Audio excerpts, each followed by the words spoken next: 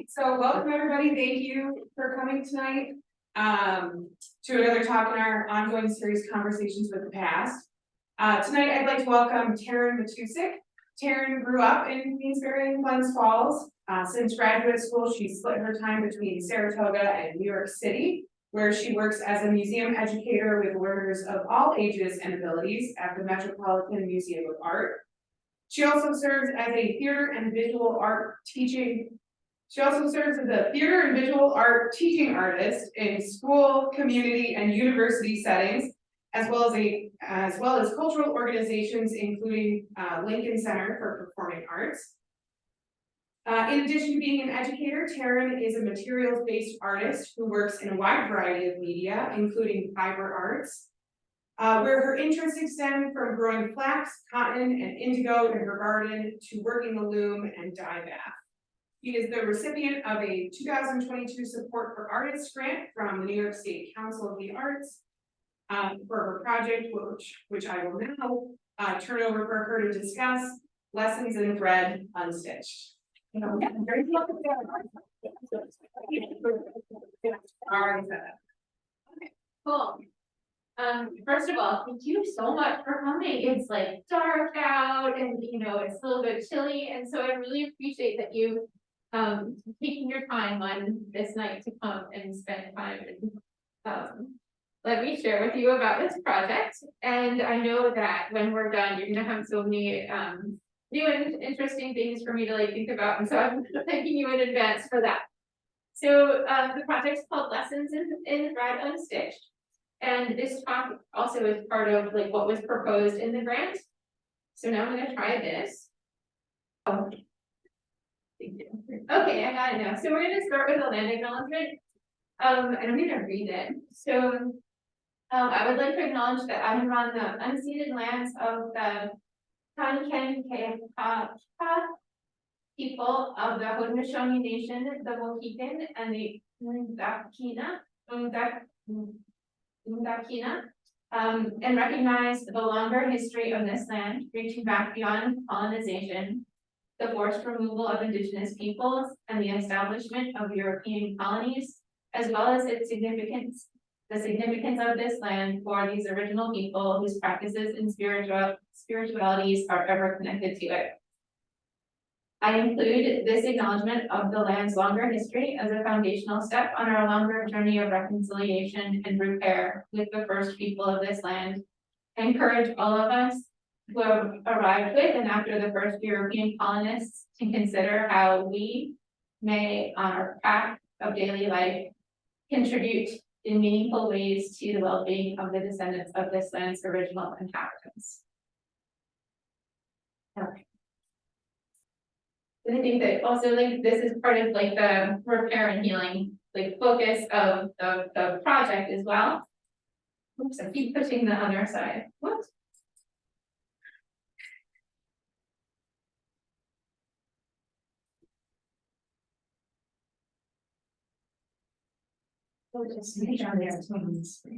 Okay, thank you. So some background on the journey. That's the house that I grew up in Queensbury. They painted the sides of, or the windows used to be green in a nice 70s style, there's dormers. And from that, I've spent a lot of my time in the last 20 plus years as an educator, both at the Metropolitan Museum and then also in many schools in New York City. And most of the students that I encounter are Black, Brown, Indigenous people of color, and at a certain point in time, I became racially aware of my own positionality and relationship to them. But yeah, and so that's part of the origin of this project. Part of the journey to this commitment that I have to racial justice and equity is because of the teachings that were offered to me through my my organizations that I work for. Lincoln Center Education brought a really great organization that was called Border Crossers, and now it's called Center for Racial Justice in Education. And that's one of the teachers, Ashley Thompson. And one of the things that was so amazing about his teaching was he was kind of teaching us about bias and how fast it happens.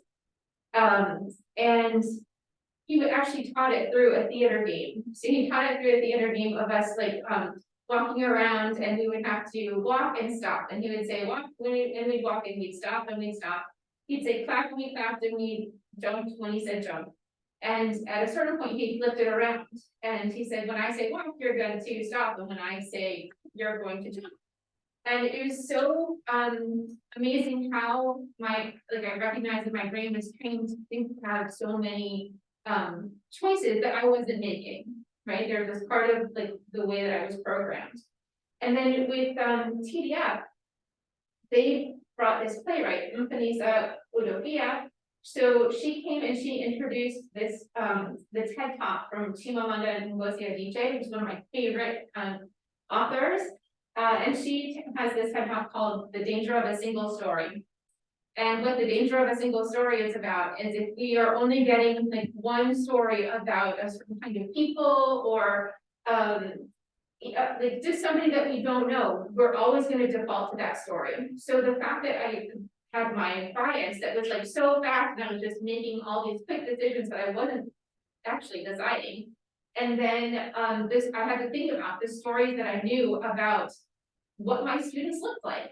Right, so the stories that might have come through the media or the TV or the things that I was assuming was something that I decided I wanted to work on. And actually, I decided I was going to fill my head with so many stories about people who looked like my students that when it came time for my brain to make a biased quick judgment, that it would go to these kind of stories that I was filling it up with rather than the stories that were chosen for my brain by the media or by the movies or things like that. So, and I just became like really obsessed with like, how could I fulfill my goal for my students, which is to have them have happy, healthy, full, free lives. And when I'm entering the space of their classroom, can I be as least trauma causing as possible based on my identity? So that's where the kind of journey came to, and I was constantly looking for opportunities, and also so many of my favorite artists were are Black artists who are really involved in creating work that contributes to this world that I want for my students, one of justice and equity, and so I would see their work. So Carrie James Marshall, that's actually a work up at the Metropolitan Museum that I bring people to all of the time because I think it's a masterpiece of our time. And I discover more things about it all the time. Carol Walker, Glenn Ligon, Wangeci Mutu, who again is so amazing and incredible. Amy Sherrill and Derek Adams. Derek Adams in this exhibition that he had at the Museum for Art and Design, he taught me about the Green Book before the movie happened. I didn't know what that was. And so I was getting more and more education and tools and actually beginning to see my brain work a little bit differently, which was really cool too. With because another thing that Ashley Thompson gave us was the Harvard anti-bias test. If you haven't done this, this is something that would, if you are interested in racial justice and equity, the Harvard anti-bias test is a test you take online, and it's a kind of like a word association, an image association, and it gives you an idea of what's going on in your brain, and it'll tell you at the end, and it's biases toward all different kinds of things that it's exploring. And for me, I was able to move it's like on a scale. I was able to move my scale after like 5 or 6 years of work. Okay, so I had this question for myself of how can I make art that contributes to ending racism and injustice? And I had criteria in my head that I was like kind of keeping with the questioning all the time. It had to tell my own story in a medium that was appropriate to my identity. So I don't know if you've heard about it, but a bunch of years ago at the Museum, there was a white woman who made a painting about Emmett Till. And that wasn't her story to tell. And many people in the Black community came and were really upset that this white woman was painting the story. about a Black boy whose body had been brutalized. So I wanted to make sure that I didn't go into another area of appropriating somebody else's stories or experiences or images, styles, techniques that are not within my realm and my identity to share. And I also wanted them to be compelling in both visually in terms of its content, whatever work I created. And I wanted the process of making it to continue to contribute to my unlearning. Because a lot of my, a lot of the things that we do that we don't know as, well, a lot of things that white people do that they don't know that they're doing, because they're so, it just seems like it's the way that things are supposed to be until things are pointed out to us. And then we're like, oh, and then you have to make a choice, or I had to make a choice, like, do I want to be the kind of person that I think I am? Or do I want to continue doing the thing that I didn't know that I was doing, but it's actually harmful to people? And so one morning I woke up and I was like, it's samplers. That moment at night, when like there's that moment in the morning when things are like just kind of calm. And you have that kind of clarity of like, just, I don't know, my brain's working good at those times, and I wake up sometimes and I'm like, have realizations. So one morning I woke up and it was the embroidered sampler, and this is an art form that is predominantly engaged in by white women. So check in terms of my identity, and then although I have in my research I found that there are some samplers that were made by Black women during chattel slavery, in which the women were sent to a school to learn a skill, and then that skill was exchanged for money by the people who were owning them. Also, it's a space of learning, like this space itself. And here I am I want to do something is about unlearning and relearning, unstitching these lessons. This is a space of learning. They're learning how to do this task that we'll learn about in a second, but do this task that will help them run a household. So it's a space of learning. And also it has this incredible combination of text and image, right? So there's so much possibility in combining words and images that have meaning. And I love this one. Like, this is actually in the Metropolitan Museum. And I wish I could, I'm not at this point where I feel like, I'll talk about it in a little bit, but I feel like I'm still like pretty rigid. But what I love is, so they run out of space, right? Yeah. And they're just like, oh, I'm just gonna like pop the little letters up. So the book, the needle, and the pen divided. They don't have enough space or divide. So just I or DE comes up to the top, and they do it again like a couple of other spaces. But I love that. That's like improvisatory. Like, you have a problem and you solve it. Cool. Oops, I keep doing the wrong thing. I apologize for that. There we go. This, I'm just putting up an image of my friend. So my friend at one point, and I was just like, I will do this someday. And my friend, who is also an educator at the Metropolitan Museum, she's an amazing ceramist. She made these works. She sent around to all the other educators, hey, there's this grant, support for artists, you all should apply. So generous. And so I attended with her an information session. And then it's the search for a fiscal sponsor. I have only applied for one other grant in my life, and it was an arts and education grant that I ended up teaching at Saratoga High School, puppetry, a theater residency. But this was a search for a fiscal sponsor. I actually went back to Saratoga Arts and I said, hey, are you available? They never got back to me. I said to the farm that is local to me, hey, are you available? They were like, I don't know if we do this. And then my really good friend from high school, Jillian Mulder, is the curator here. And I said, hey, you know, do you think that this would be something that the Chapman might do? And she put me in touch with Tim Widener, thank you, Tim Widener, and he was a phenomenal partner. First he said yes, then he had to do all sorts of like trying to figure out. They weren't a New York State grant portal anymore, and so he had to do some fixing in the and the logistics. And then he read my proposal where it was at, he shared it with his wife, they talked about it, he came back to me and talked about it, and helped me like even clarify my goals even further.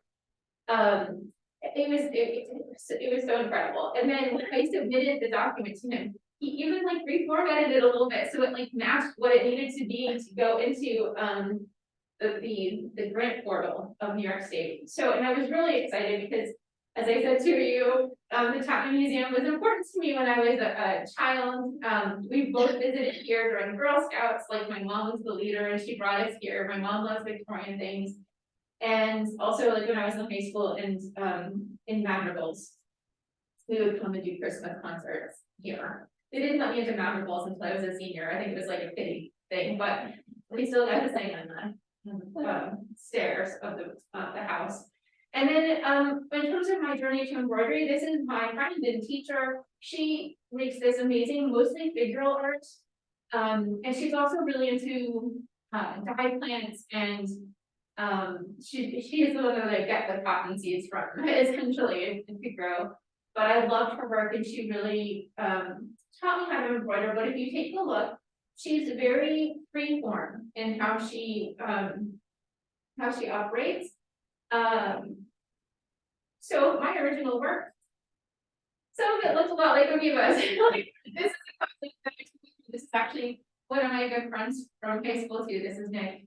And it's a portrait of him. But then yeah, so like combining image and text was something that already like really appealed to me in general, and like Aviva's work just kind of like made me feel that possibility within embroidery. Just a couple of little things that I made before the grant started. And then this was my proposal. So I guess I can read. The proposed project, Lessons in Unstitched, considers the role that white women like myself play in upholding systems of racial oppression through the formal lens of the early American embroidered sampler. During the year of the grant, I will deeply research and explore the history and form of the embroidered sampler as a space of learning and teaching, predominantly for white women, while investigating my own learned lessons about race, their history, and origins. The project will culminate in my creation of a series of 3 to 6 contemporary embroidered samplers that use the sampler's traditional form of text and image to depict the content of my discoveries. The intention of this project is to create engaging and provocative, personally and communally resonant works of art that further my development as an artist as I connect my art with my anti-racist practice. So that was like the first idea of like, or the first paragraph of the proposal.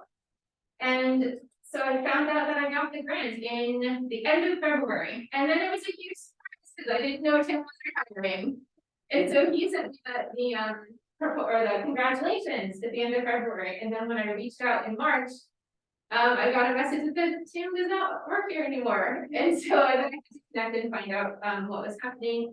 And amazingly, Nicole and Maureen were so phenomenal, and you know, because they hadn't been on board to say like, oh yeah, we support this and we can see this project lining up with our museum.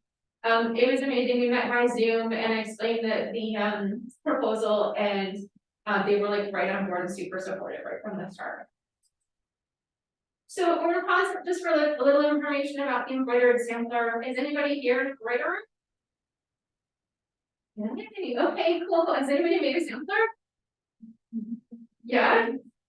Cool. Okay, so you may already know these things, but the samplers are a form of embroidery that came over with the people who colonized this land, both from England and from Holland. It's a European practice. And when people arrived, some of the women brought samplers with them, right? Because a sampler was a tool that had its origins in recording stitches that they might want to use on their household garments or linens. And it was a way of keeping a track of something because paper was more expensive and fabric was more available. And so that's why they were storing them in fabric. So they would make that document and then they'd roll it up and put it away. So when people, when women came to the United States or what became the United States, they would have them rolled in their luggage, but they also brought with them the practice of making samplers And as I said before, the creating a sampler was a medium in which to learn needlework skills that they could use in running a household.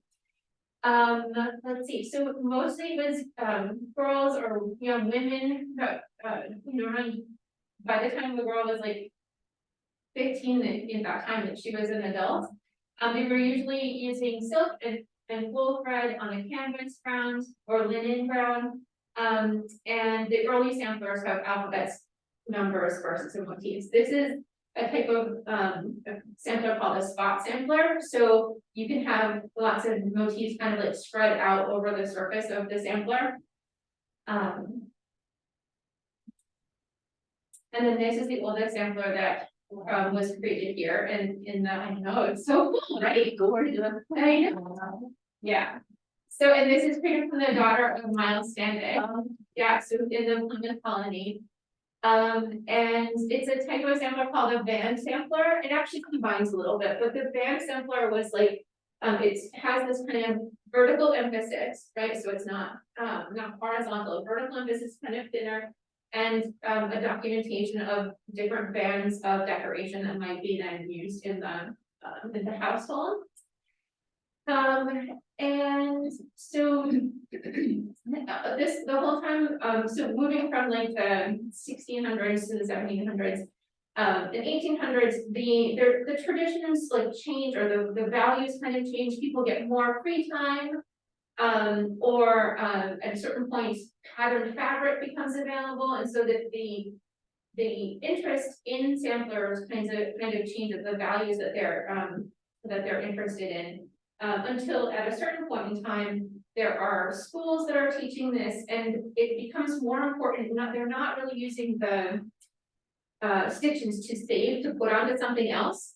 They're creating a composition that shows how skilled the creator is, and they become pieces of pride in the family, where the parents put them on the wall and frame them and put them on the wall, so they're no longer rolled up and put away for use. And then they become family heirlooms. Does anybody have a sampler in their house, like from a relative? Do you? No? Oh, my great grandmother's is like on her wall. It's been in the kitchen for like a long time. Yeah. Oh, and then the variety of things starts to change. So then there's still verses, there are flowers, houses, religious scenes of the countryside, scenes of mourning, family records. There's a lot of different kinds of themes for the samplers. And these are some of them. So the alphabet sampler, the alphabet sampler, and I like that kind of like bubble stitching that they're in the alphabet. Yeah. And then so this is a darning sampler, so it has an image, but they're also practicing the darning stitches, repair stitches. I was actually going to put this on one of mine, but I didn't do that, or maybe I just haven't done it yet. Maps is a type of subject matter for samplers, as is genealogical sampler, so keeping birth and death records. And actually when I came to the museum early on, some of the samplers in the Chapman collection were out, and one of them was an in progress genealogical record. There are still spaces for more records to be kept. And then thinking about the anatomy of the sampler, we've kind of talked about a little bit, but like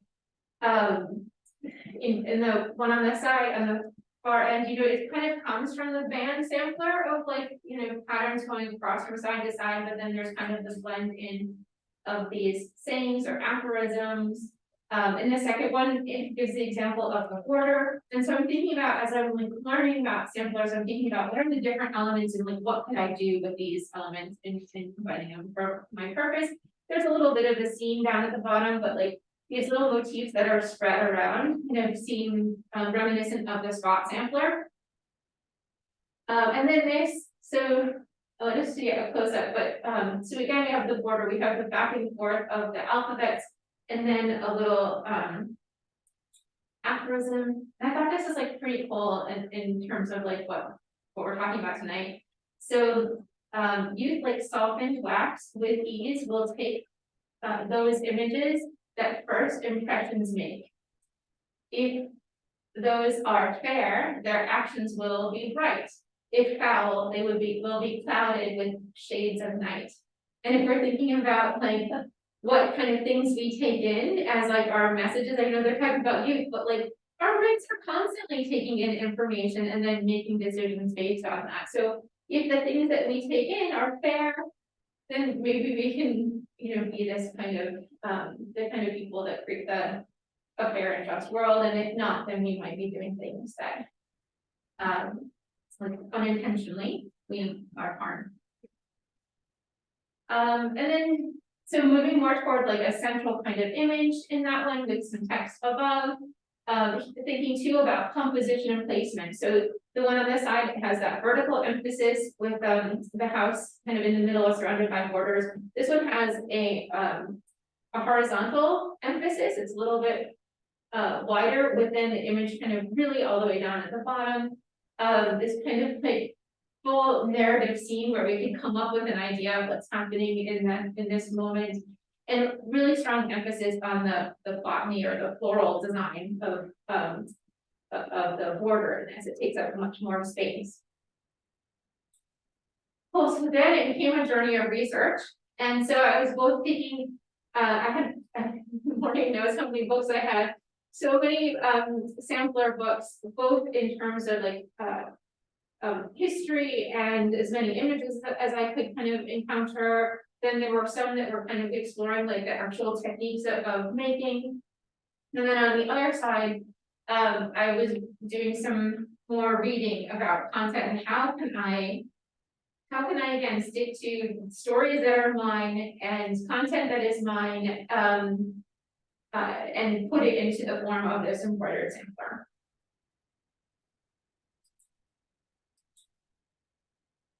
And then there was crippling fear and doubt. So the crippling fear and doubt is because I listen to not just reading books, but I listen to lots of anti-racist podcasts and lots of other kinds of things. And one of the things that I know about me with my white identity is the way that like racism is designed. It's designed for me not to see it. And so I was like so concerned about doing something wrong, like making a composition, making a message, trying to like put content into my sampler and just doing it all wrong because I can't get around myself. So for a while, I mean, it was also been very busy, but for a while I was just so confused about like what to do and how to make a step forward.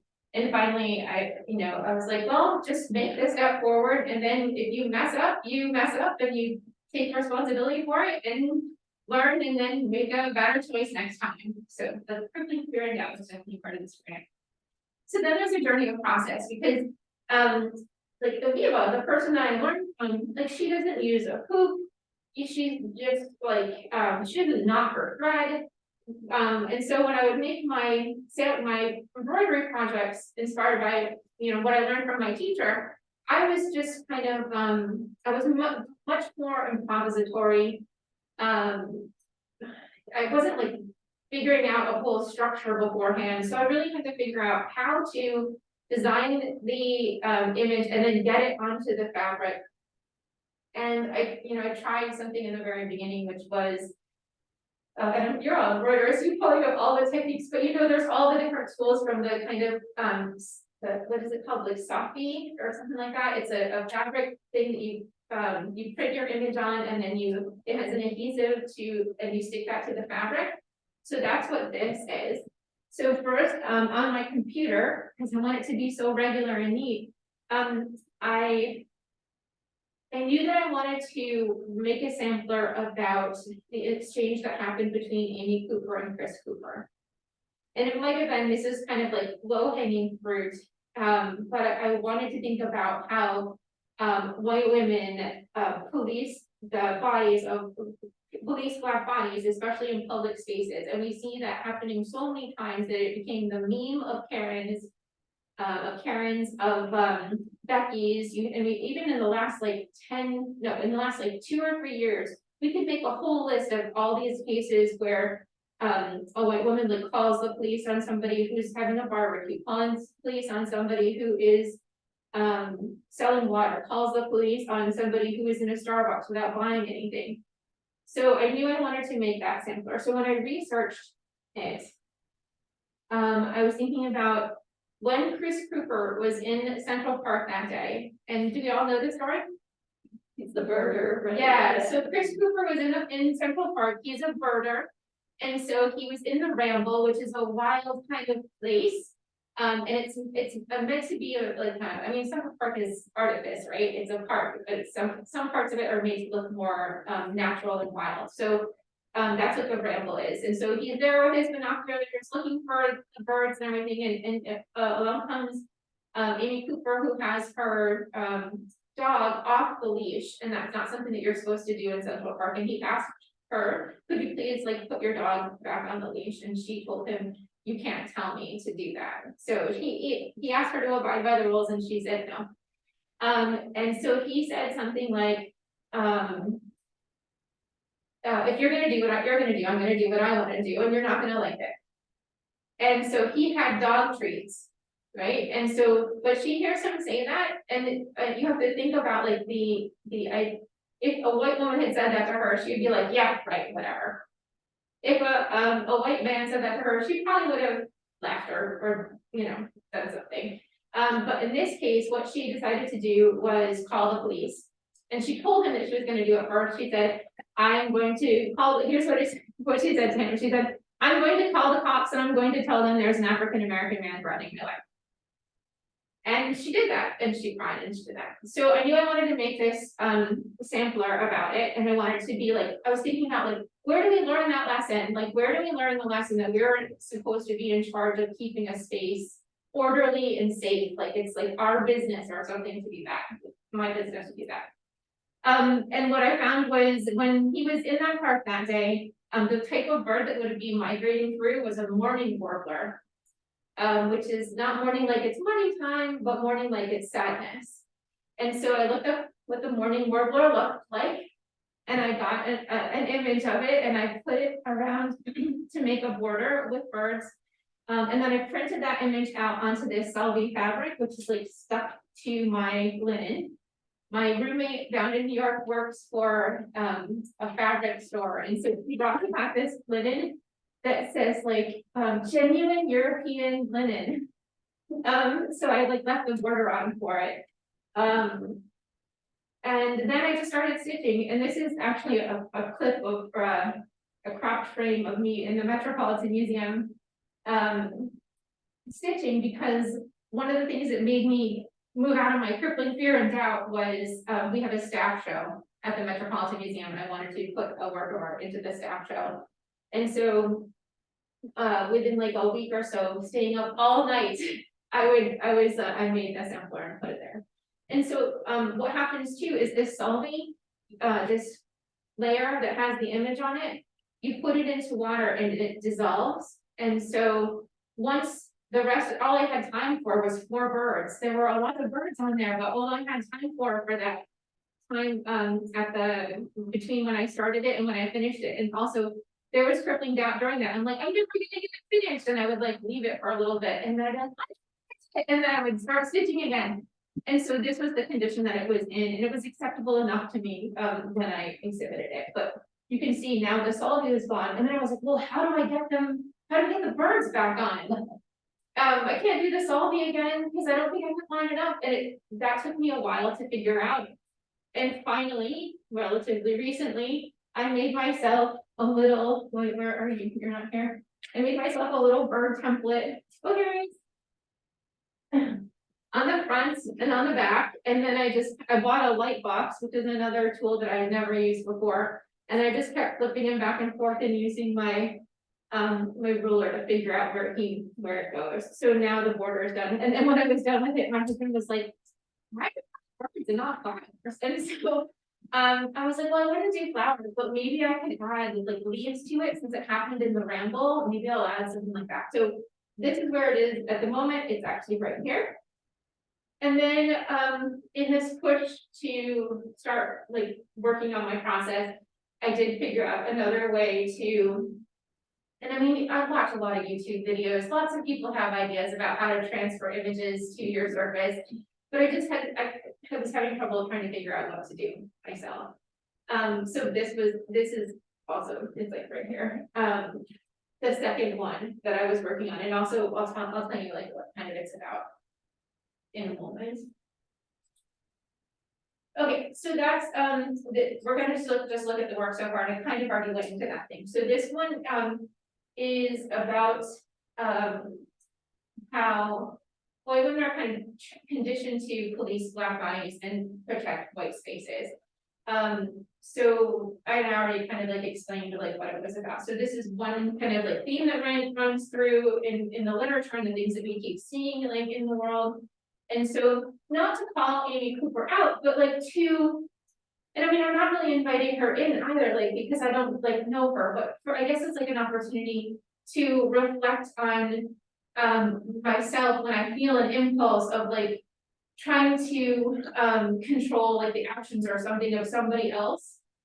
When I could not, and also like the fact that with all the violence against Black bodies, when she does that, that is like a I mean, that could have ended really, really badly if people like really believed her and weaponized people like believed her. That could have like really ended badly. So that's this one where we're at. And so now I feel totally comfortable. So the stitch that's on here is split stitch. So and you can see it up here. So that's what I'm using to kind of like cover the ground. So it's split stitch here. These, I think it's actually all split stitch, but this was done with like the full thread, which is why it's more textured. It kind of sticks up a little bit. This was so hard for me to get like the right light and everything else in my situation, even to be able to see those the letters and everything. But this is again, my roommate who works at the fabric store gave me like the perfect color. So I was like, I need a green of this type, and I need a darker green, and I need a. And she brought me like the most beautiful colors, so I'm looking forward to finishing them. So this is another topic. So lessons learned or things that I'm exploring. Oh my gosh, we're at way time. Are you guys okay? Okay, so this one is about thinking about. So one of the things. So it's called Family First and in the Absence of Family, or in the Absence of Family. And so one of the things in exploring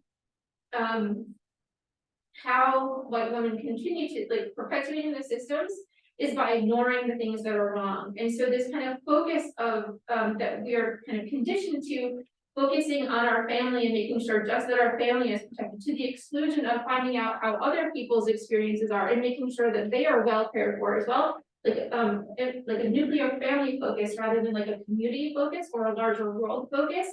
That kind of like neglect of involvement or awareness allows it to perpetuate. And I think that there's some an initial focus on us to do that. Like we're good people when we take care of our family. But it just has another kind of like consequence. And then in the absence of family, we're thinking about like every single one of us is indigenous to somewhere, right? We all have culture from somewhere. And I know for me, like with my family coming over from, and you can see this is what it has to do with coming over from the Netherlands, from Ireland, from Poland, and from Austria. At a certain point in time, I don't know any of the cultural practices that my people had at a certain point in time. Like I have my culture, I guess, would be whiteness.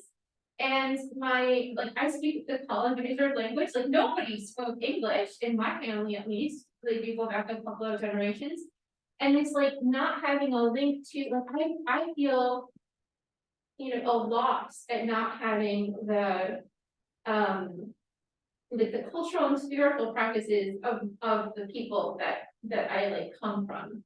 And so I think that kind of like unmooring doesn't, we're not held by the past, and I think it allows us to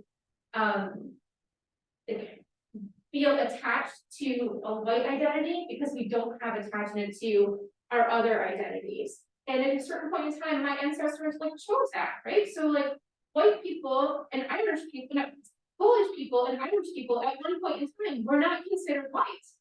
Right? Whiteness is like a social construct, it doesn't really exist. And when they needed to have when dominant culture needed to have more white people in to make sure that there were some people who had and some people did not, then they brought into the Polish people and then brought in the Irish people, and suddenly Irish people and Polish people were white. And at some point in time, my relatives did not make the food that they were making before. Maybe they didn't want to stand out anymore, or maybe they didn't do the things so that they could participate in the larger group culture and have the benefits of whiteness, the privileges of whiteness. So thinking about one, the idea of the adage, two, like the border and having a border that has like the flowers that my husband was missing on the other one, but also that they're connected to culture and heritage. And then thinking about like just the nuclear family. So this is just my dad, my mom, and my sister. And then the reason why it's cut off is that idea of like when immigrants try to assimilate and sever off the things that make them different so that they can become part of the dominant culture and have the benefits of that. And then there's sometimes when people don't choose that, but it's just broken, right? Either through neglect or somebody else, some other group has made that cut that was not a chosen cut. So that's what those things are. And this is the kind of like process of it. So I was like, I knew I wanted a broken branch and I knew I wanted something cut. And so I was up there trying to figure it out. And do I want alphabet or do I not want alphabet? Oh, should there be an adage? And this is me trying to work out like rhymes and trying to think about like what would it say and everything. And then I was trying to like and I was like, oh, I'm gonna have that floral border. And so this is like me kind of like sketching out that's what the floral border will look like. And now this is a horizontal emphasis. I was like, no, I want to have the vertical emphasis. And I brought the tree down out of the color. And then I decided, what do people say? Family first, but I kind of said, always put family first. And then I was also thinking about the idea of repair, like those darning stitches that we saw. And so thinking about how a lot of people like right now who have white identity and are aware of their heritage being gone. Like I watch a lot of TikTok. They're trying to resurface like what was Slavic religion like what were how was it connected to the seasons and the earth and trying to figure out those kind of indigenous to them practices rather than practicing things that might have gotten put on them. But so that's like this kind of darning status and rock I want to put in there. Oh, and then I was like, no, and I found this as a genealogy, and I was like, I like that better. And I thought, oh, maybe I'll do that wiggly line, but I'm like, no, I like that straight tree trunk. So it's straight, but the little kind of like roots are kind of different. So this is like ready to get put onto fabric, and now that I know that I can do my white box and do it, that's really good. And then the last one I'm working on for the series of 3 is the idea of niceness, niceties and innocence is what I called it. But niceness is again something that is put onto white women to like not say anything that isn't like nice, like just be polite and like not kind of ruffle feathers. And I'm not saying all of us abide by this, but there's that pressure, at least my mom will sometimes, oh, that's not ladylike, or like things like that. And so when we let things pass, and I mean, I think about in my own world and community,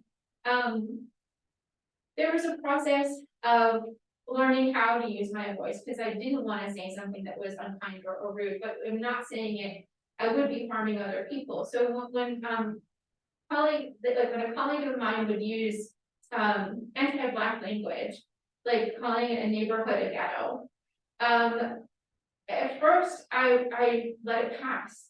And I knew it was wrong at that point in time. And she's talking about a place where the children that we teach, when if you're judging that the place where they come from, then you have some opinions about about those children that you're working with, and you may fail to see them for who they are. You have these ideas of where they're from. And the first time I let it pass, and then the second time, it was a teacher who's again like teaching students with these identities, and she said, "Oh, I don't go to that place because that's the ghetto, and I don't feel safe there." And I said, "Oh," I said, "like we don't use that word." I think that's how I said it, and it was the wrong approach too. then I'm waiting for my next opportunity for, this to be said, and I think I'm gonna say like, what do you mean by that? Something like, but I think like coming around from like my niceness to figure out how to deal with those situations is something that I definitely work with, and it comes out of my identity. So, around the outside is a text that said, and this is just how it is at the moment, it's a sketch and will probably evolve, but it says, if you can't say something nice, don't say anything at all. And it says that all the way around. Then I was thinking that this would be like, a vase of flowers, thinking about like beauty and thinking about like purity and delicacy, like being delicate. These are tears that are coming down. One of my Black female friends made me aware at a certain point in time how much privilege I have to be emotional. And how she doesn't have that, because when she behaves with her emotions, she's judged as being this type of person, that type of person. And so I've become like really self-aware of when I'm letting my emotions be visible and present and indulging in that. Because I realize it is a privilege that I'm afforded. And then so the tears are going to come down to here, and that's going to be the water that fills up the vessel and like nourishes those. Waters for at least a while for those flowers and stuff. So just think about what kind of flowers, the flowers related to symbols of innocence, and thinking about the language of flowers, flowers related to exploitation or some of the plants that were grown on plantations. Think about that like symbols of like glass, like see-through glass is like symbol of purity.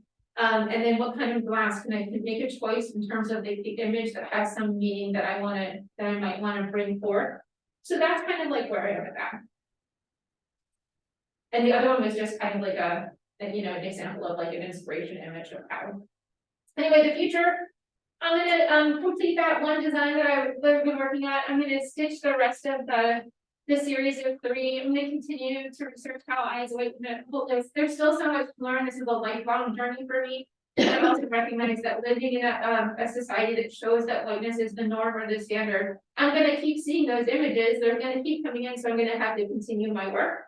And also I want to be free and explore a free form sampler, and to like thinking about what I should be. And also, if we look at like what are the qualities of white culture, this perfectionism is one of the things that we hold ourselves to, and trying to make everybody else like live to that too. So I'm trying to let go of my own perfectionism as well. And I think that exploring a sampler that's just kind of like willy-nilly, I guess, will be where we have.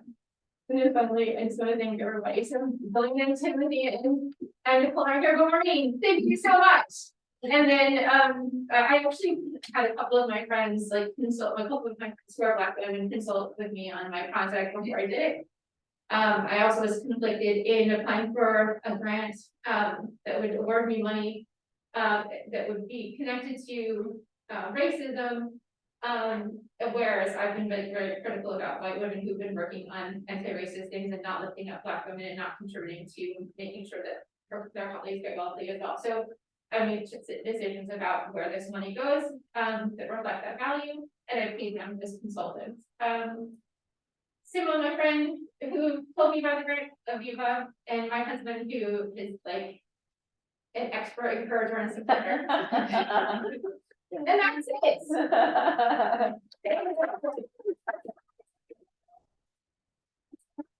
I apologize for rambling a little bit. We were supposed to get this done in half an hour, and I kind of was a little bit too much. But I would love to hear your thoughts if you're willing to share them, and if not, like I don't want to pressure you. But does anybody have anything they'd like to share or ask?